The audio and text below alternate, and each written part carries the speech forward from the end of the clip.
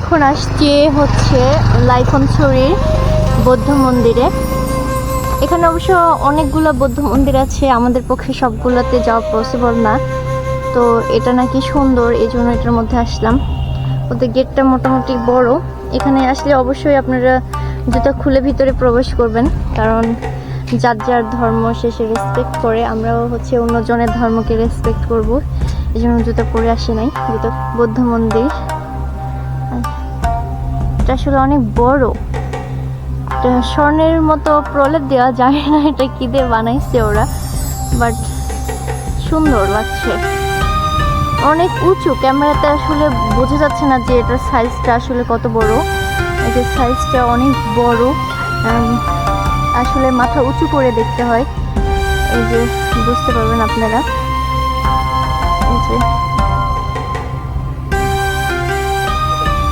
আসলে অনেক উঁচু।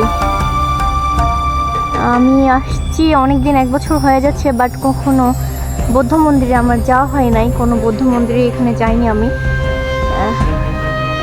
এখানে ফার্স্ট টাইম আসছি।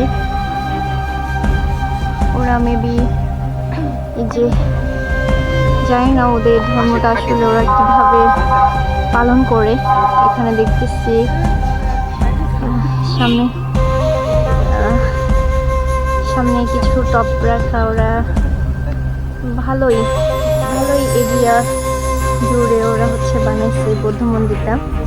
আপনি দেখতে পারেন, আসলে মেবি মনে হচ্ছে এটা কি পদ্ম ফুলের মতো মনে হচ্ছে না? হ্যাঁ, এটা হচ্ছে পদ্ম ফুল, তার উপরে বানানো। এটা আমি আসলে কখনো দেখি নাই, এরকম সুন্দর লাগতেছে। আর আন্টি আসলে এক্সাইটেড, উনি আসলে দেখতে চাচ্ছে যে পিছনে কিরকম। চারিদিকে লাইটিং, মেবি রাতে লাইটিং করে, এটা জানি না আসলে আমি সঠিক। পিছনের সাইডটা যে বানিয়েছে আসলে কয়দিন লাগছে আসলে জানি না। মাথার ডিজাইনটাও সুন্দর লাগছে আসলে।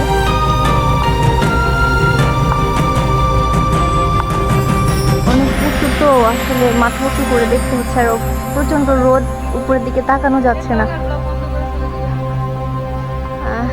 এই যে আমরা এখন কিছু ছবি উঠাবো। আপনি দাদা, আপনি এর আগে আসছিলেন না এখানে?